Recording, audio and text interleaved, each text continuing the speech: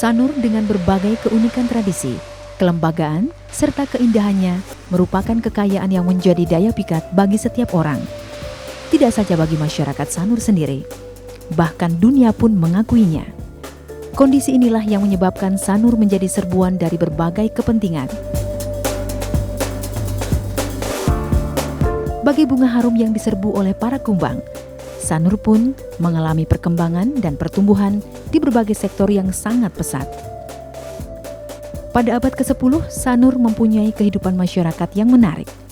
Sebelum tahun 1800, populasi masyarakat di Bali lebih besar dibandingkan masyarakat Pulau Jawa. Didukung oleh kurang lebih 27 desa adat, dibagi ke dalam 3 wilayah, yakni Desa Sanur Kaje, Kelurahan Sanur, dan Desa Sanur Kau. Dalam sejarah Sanur, Desa Adat Intaran memiliki potensi yang cukup besar dalam pengembangan objek wisata. Potensi ini ditunjang dengan keadaan daerah Sanur yang terletak di pinggiran pantai sebagai penunjang dalam hal kepariwisataan.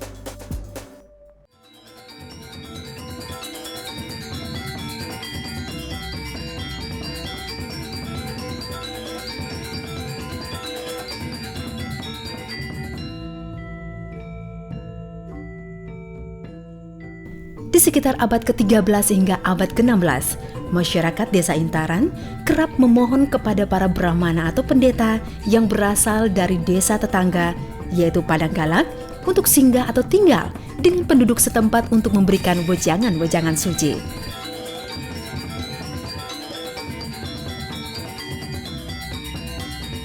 Menurut cerita, salah satu dari kalangan pendeta tersebut melihat sebuah cahaya dari angkasa dengan memancarkan sinar putih bersih dan diyakini sebagai petunjuk agar mendirikan sebuah tempat tinggal khusus untuk para pendeta yang kemudian disebut dengan kriya.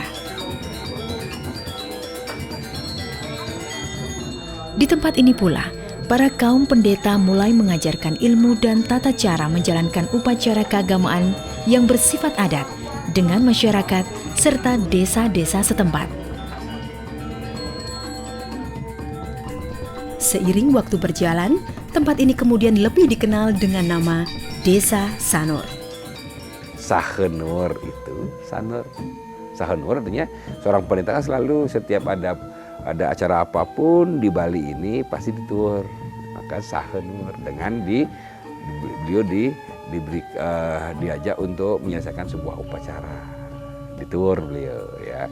Kedua, Nur, sinar. Nah, ini yang kami pegang bagi keluarga kami. Hingga saat ini, Sanur pun kerap dikenal pula sebagai satu-satunya daerah di Bali yang dipimpin oleh orang-orang dari kalangan berkasta Brahmana.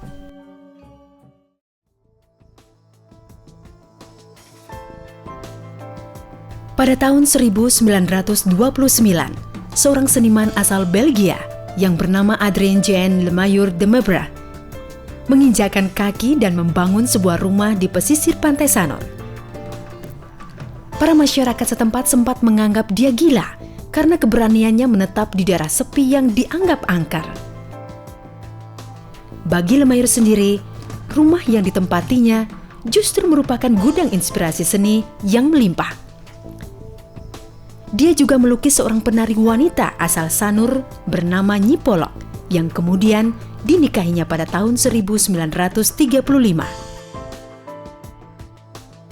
Nyi Polok juga berperan besar sebagai satu-satunya daya tarik wisatawan yang berkunjung ke Sanur pada masa itu. Para wisatawan rela menempuh jarak yang sangat jauh, menghabiskan waktu serta material hanya untuk menyaksikan atraksi tarian lenggong Nyi Polok sembari membeli beberapa lukisan dari Lemayur. Pada tahun 1958, Lemayur divonis terjangkit penyakit kanker dan dipulangkan ke daerah asalnya, lalu meninggal dunia di tahun yang sama. Sesuai dengan surat wasiat yang ditulisnya, Lemayur menyerahkan segala bentuk berupa harta benda, lukisan, alat, dan karya seni lainnya kepada mendiang istrinya, Nyi Polok.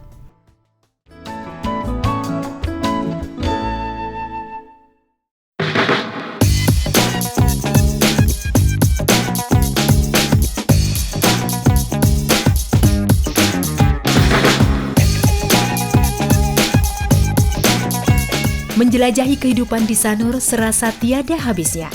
Dengan suasana nyaman dan tentram yang selalu terjaga, seringkali membuat kita lupa bahwa Desa Sanur adalah bagian dari Denpasar sebagai ibu kota Provinsi Bali yang membuka jendela pariwisata dunia bagi Pulau Dewata.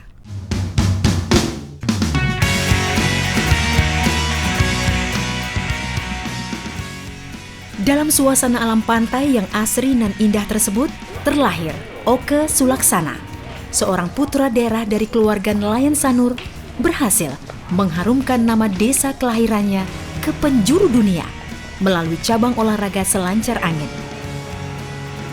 Berkat pencapaian gemilangnya di berbagai turnamen internasional, Oke Sulaksana kini menjadi inspirasi desa Sanur dalam mengembangkan olahraga air lainnya, baik yang bernuansa wisata seperti parasailing, jet ski, hingga olahraga pemacu adrenalin seperti kite surfing.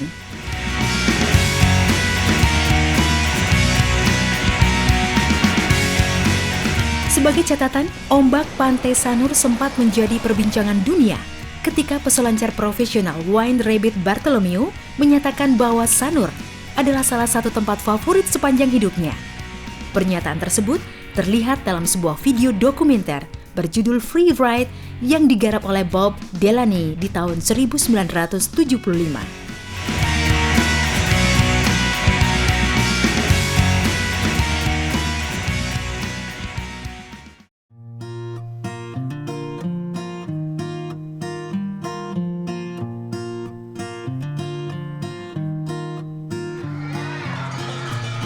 Di bidang pendidikan dan pengetahuan, masyarakat Desa Sanur juga selalu mencurahkan perhatian secara khusus dari zaman ke zaman.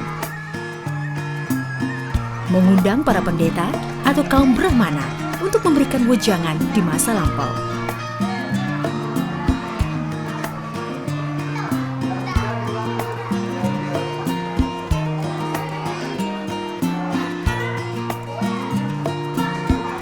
TK Kumarasanti dan SMP Wisata Sanur di era berikutnya menjadi bukti bahwa warga Sanur selalu serius dalam usaha membangun kehidupan masyarakat yang ideal secara berkesinambungan.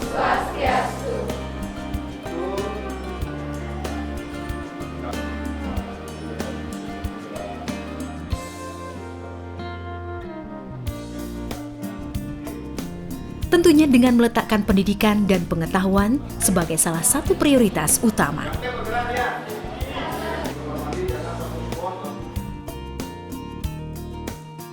Kami sangat optimis sekali bahwa perkembangan SMP ini akan cukup pesat. Terbukti jumlah siswa setiap tahun semakin meningkat. Gitu.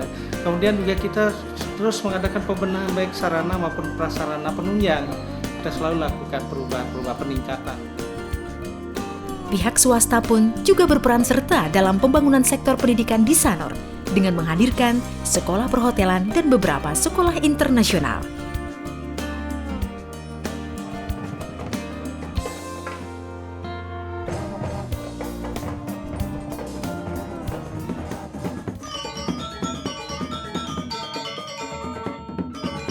Dengan selalu menanamkan jiwa ketuhanan sejak dini, menjaga keutuhan adat istiadat, memelihara kelestarian alam, serta menempatkan pendidikan sebagai pondasi utama, wajar saja bila kehidupan masyarakat di Desa Sanur terasa begitu tertata, nyaman, dan seimbang.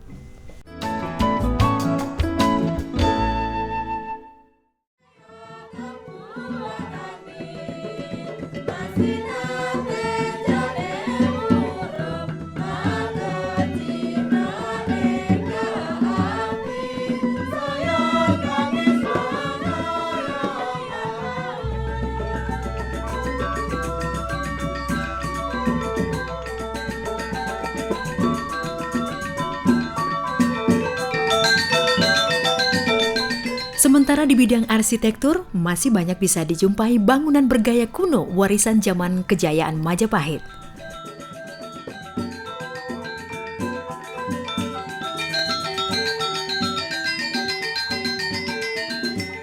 Bagi para wisatawan yang menaruh minat pada bidang arsitektur, Sanur kerap dianggap sebagai situs yang unik karena adanya percampuran antara gaya arsitek kuno warisan kerajaan Majapahit dengan penggunaan bahan dasar lokal yang tampak dominan.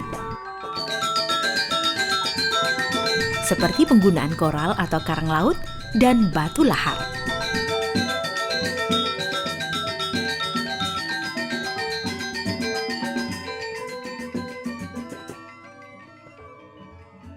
Yang sekaligus menjadi simbol kejayaan Sanur sebagai pusat perdagangan penting dan strategis di masa itu.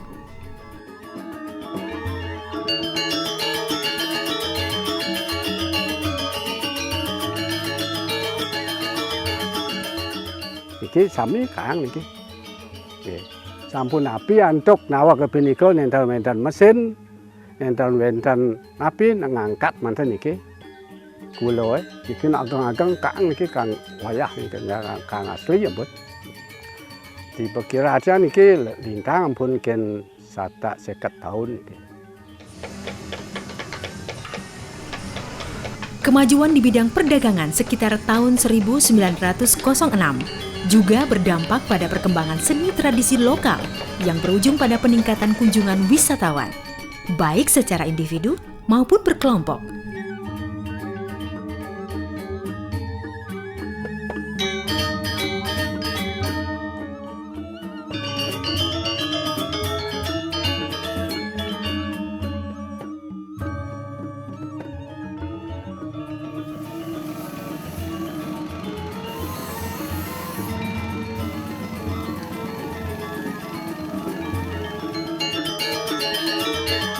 Sehingga bisa dikatakan bahwa tahun tersebut merupakan titik awal perkembangan seni modern Bali.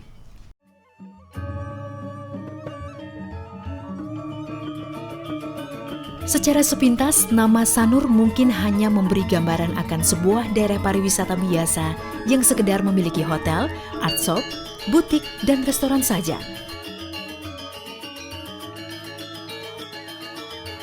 Namun bila kita melihat lebih dalam, desa nelayan tradisional ini masih menyimpan begitu banyak hal yang tidak banyak dijumpai di tempat lain.